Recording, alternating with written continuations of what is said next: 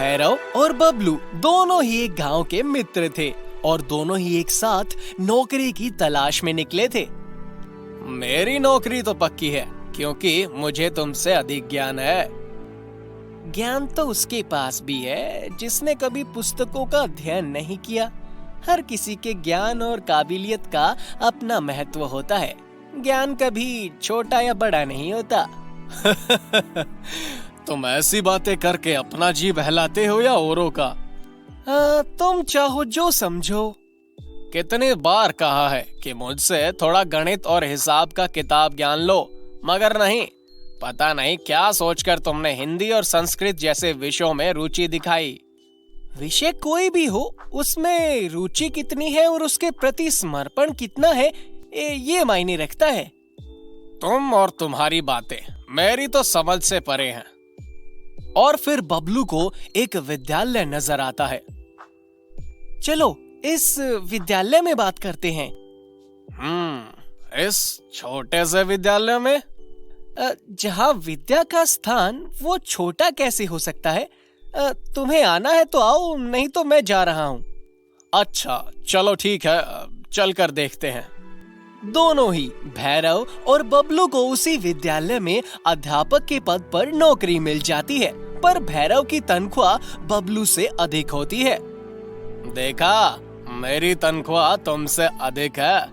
अब मैंने तो पहले ही कहा था कि तुमसे अधिक बुद्धिमान हो। तनख्वाह से ज्ञान का कोई संबंध ही नहीं। तनख्वाह आज कम है तो कल अधिक हो सकती है, मगर तनख्वाह ज्ञान का प्रमाण नहीं है। भैरव और बबलू के बीच की ये बातें विद्यालय के प्रधानाचार्य सुन लेते हैं। बिल्कुल सही बबलू जी, मैं आपकी बातों से सहमत हूँ और हमें गर्व है कि आप जैसा व्यक्ति हमारे विद्यालय का अध्यापक है। और भैरव, आपको ऐसी बातें शोभा नहीं देती, आप एक अध्यापक हैं। ये कहकर प्रधानाचार्य वहाँ से चले जाते हैं। मैं खूब समझता हूँ ये चालाकियाँ चिकनी चुपड़ी बातें करके अपनी तनख्वाह बढ़वाने का अच्छा पैतरा है। ऐसा कुछ भी नहीं है। मुझे नहीं पता था कि प्रधानाचार्य हमारी बातें सुन रहे हैं। जाओ जाओ। अब दोनों भैरव और बबलू अध्यापक की नौकरी कर रहे थे। बबलू बच्चों को पढ़ाने में एवं अपने विषयों से जुड़ी नई जानकारियां एवं ज्ञान को एकत्रित करने में व्यस्त हो गया था। स्कूल में भी बबलू को कई दफा जलील होना पड़ता क्योंकि वो हिसाब किताब इतने अच्छे से नहीं जानता था। कई महीने बीत चुके थे। अभी कुछ ही महीने हुए हैं हमें पढ़ाते हुए और तुम नौकरी छोड़ रहे हो। देखो यार, पैसा भी मायने रखता है, समझा? अब तुम क्या ही समझोगे। अब मैं शहर जा रहा हूँ कमाने। कुछ दिनों बाद वो भैरव भी अब शहर चला गया। कितनी बार कहा था कि उससे गणित विद्या का ज्ञान ले ले। पता नहीं ऐसा क्या है इस संस्कृत और हिंदी में, आजकल ऐसे विषयों की कोई खास मांग नहीं रही। मुझे गणित विद्या से कोई समस्या नहीं, मगर मेरी रुचि उसमें नहीं है और संस्कृत और हिंदी जैसे विषय हमारे देश की मिट्टी से जोड़े रखते हैं और हमें भावनात्मक रूप से मजबूत बनाते हैं। और आज भी नई और पुरानी कहानियों का उतना ही महत्व है जो हमें आगे बढ़ते रहने की प्रेरणा देते हैं। सबकी खरी खोटी सुनकर भी बबलू ने कभी अपना प्रयास नहीं छोड़ा।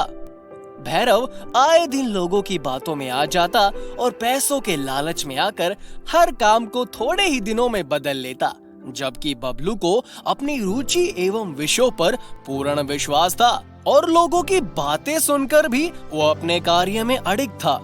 अब कई साल बीत चुके थे। अब बबलू उस विद्यालय में प्रधानाचार्य के पद पर था और भैरव अब भी नई नौकरी की तलाश कर रहा था।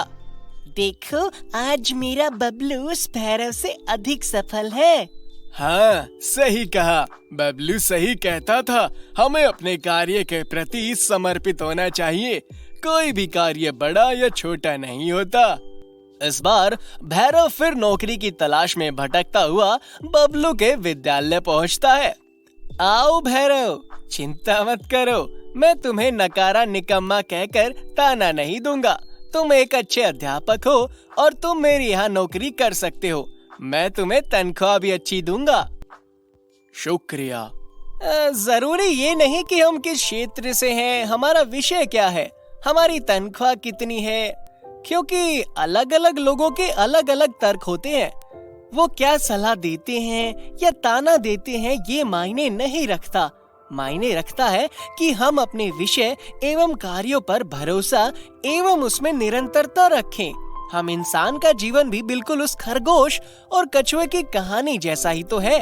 हर कोई एकदम से खरगोश जैसा तेज दौड़ना चाहता है, सफलता की ऊंची छलांग लगाना चाहता है, और अगर कोई धीमे धीमे चलता है तो लोग उसका उपहास बनाते हैं बजाय उसका मनोबल बढ़ाने के। परंतु धीमे धीमे चलकर भी मंजिल पाई जा सकती है, क्योंकि निरंतरता महत्वपूर्ण है।